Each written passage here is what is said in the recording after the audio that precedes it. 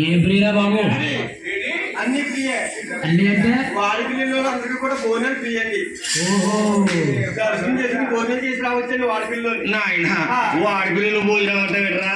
ప్రతి చిన్న ఊళ్ళో గుడికాడ ప్రతి గుడికాడ భోజనం పెడుతున్నారు. తిరుపతిలో పెడుతున్నారు.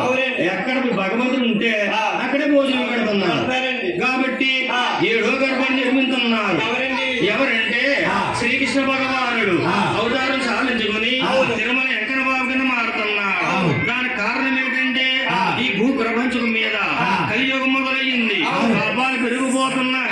దుష్టులు రాజ్యాలు వెళ్తున్నారు అని కొంతమంది నాయన పెద్దలందరూ దేవతలందరూ బయలుదేరి ఎక్కడికి వెళ్ళారు? శ్రీకృష్ణుడి దగ్గరికి వెళ్ళారు.